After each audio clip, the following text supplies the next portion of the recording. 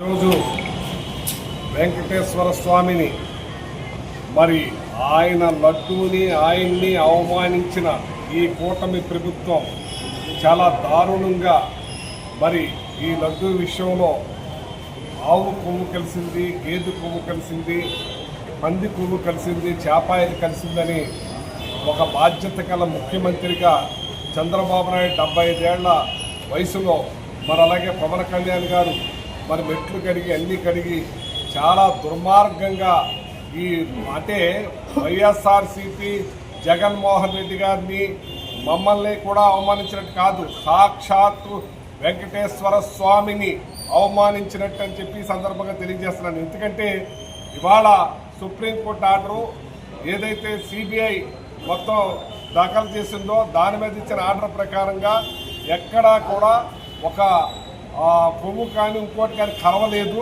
ఇది కావాలని దుర్మార్గంగా మరి తిట్టవేశారనేది ఇప్పుడు బట్టబయలైంది.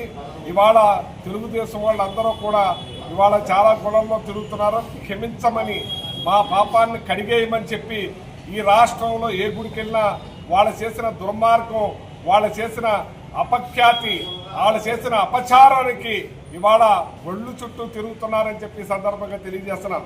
ఇదే తణుకు పట్టణంలో ఇదే ఆర్ఎస్ఎస్ కానీ, ఇదే మన సనాతన ధర్మం కానీ, ఇదే బీజేపీ వాళ్ళు కానీ ఇక్కడ గోవుల్ని ఎద్దుల్ని దారుణంగా కట్ చేస్తూ ఉన్నారు. అటువంటి వాళ్ళని ఏం చేస్తున్నారని చెప్పి నేను అడుగుతున్నాను. నేను ఇవాళ ఆవుల్ని గేదెల్ని కోసేస్తుంటే అది పట్టదు, కానీ ఈ లడ్డులో కవ్వు కలవపోయినా ఏం కలవపోయినా సరే అది కలిసింది ఇది కలిసిందని దుర్మార్గంగా ప్రవర్తిస్తున్న ఈ కూటమి ప్రభుత్వంకి దేవుడు బుద్ధి చెప్తాడని చెప్పి సందర్భంగా మనం చేస్తున్నాను. ఎంచేతంటే చాలా దారుణంగా ఘోరంగా ఎంచేతంటే ఆ దేవదేవుడు ఎన్నో వేల సంవత్సరాల నుంచి ఆ దేవుడు మరి వెంకటేశ్వర స్వామి కలిగే దైవాన్ని ప్రపంచమంతా కూడా ఎంతో భక్తి శ్రద్ధలతో పాటిస్తారు. అటువంటి ప్రసాదాన్ని చాలా గౌరవంగా తింటారు. అటువంటి దాంట్లో ఇలాంటి కలిసినేని చెప్పడం చాలా దారుణం అని చెప్పి దేవుడు శిక్షిస్తాడని చెప్పి సందర్భంగా తెలియజేస్తున్నాను. మీకు చిత్తశుద్ధి ఉంటే గుళ్ళు చుట్టూ తిరుగుతాం కాదు, ఇక్కడ ఆవుల్ని గేదెల్ని కోస్తున్న దాన్ని ఆపండి, దాని మీద మీరు తెలియజేయండి. అంతేకాని మీరు చేసే పాపాలని కడగటానికి గుళ్ళు చుట్టూ తిరుగుతున్నారని చెప్పి సందర్భంగా తెలియజేస్తూ, భగవంతుడు మాత్రం క్షమించడు. భగవంతుడిని ఆడుకున్న వాళ్ళు ఎవరో కూడా ఊరికే ఉండరు. ఆ భగవంతుడిని ఇప్పటికైనా సరే ప్రాయశ్చిత్తంగా మీరేం చేస్తారో చేయాలని చెప్పి కోరుతున్నాను. అయితే సుప్రీంకోర్టు ఏదైతే సిబిఐ ఇచ్చిన ఆర్డర్ ప్రకారంగా అందులో ఎద్దు కానీ, ఎద్దు కొవ్వు కానీ, మరి పంది కొవ్వు కానీ, ఏదైతే చేప కొవ్వు కానీ లేదని నిర్ధారణ ఇచ్చారో దాని మీద దేవుణ్ణి ప్రార్థిస్తానికి వాళ్ళని శిక్షించున్నామని చెప్పడానికి వచ్చారు సార్. ఇప్పుడు లేదని క్లీన్ చిట్ ఇచ్చిందని చెప్పి సందర్భంగా తెలియజేస్తున్నారు. అంటే వాళ్ళు ఏమన్నా ఈ షార్ట్ షీట్ లోనే కొవ్వు ఉందని కానీ ఇంకోటి ఉందని కానీ అప్లై చేయలేదు కోర్టులోనే.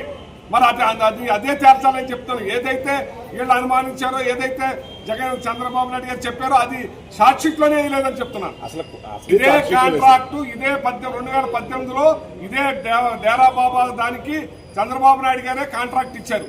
అదే బోలే బాబా అదే దాన్ని కంటిన్యూ చేస్తారు ఈ రోజు కూడా. మరి అది మేము ఆల్రెడీ 37 సార్లు దాన్ని ఆపడం జరిగింది, 36 సార్లు దాన్ని బ్లాక్ లిస్ట్ లో పెట్టడం జరిగింది. ఏదైతే ఇవాళ నమూనా తీసుకున్నారో దాన్ని కూడా ఇవాళ మళ్ళీ వాడేయటం జరిగింది వీళ్ళు. అదే కనుక కల్తీ ఉన్నదంటే పక్కన పెట్టిన దాన్ని ఎందుకు వాడాలి, ఏం తీసుకుని వాడారని చెప్పి నేను అడుగుతున్నాను. అంటే ఇప్పుడు ఇవాళ ఏదైతే సన్ఫ్లవర్ ఆయిల్ ఉందో, ఏదైతే ఏడుశనగ ఆయిల్ ఉందో, ఇలా కేజీ 110, 120, 200 ఉందో ఎంతో తెలియదు, కానీ కేజీ అవి వచ్చేటప్పటికే 200 ఉంటున్నాయి. ఎలా ఇస్తున్నారని నేను అడుగుతున్నాను.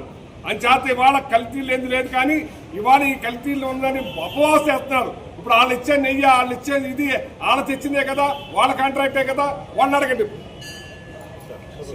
కూడా ఈ గవర్నమెంట్ వేసింది, సిబిఐ కూడా ఇదే ఇచ్చింది, సుప్రీంకోర్టు కూడా ఆర్డర్ ఇచ్చింది. ఓకేనా?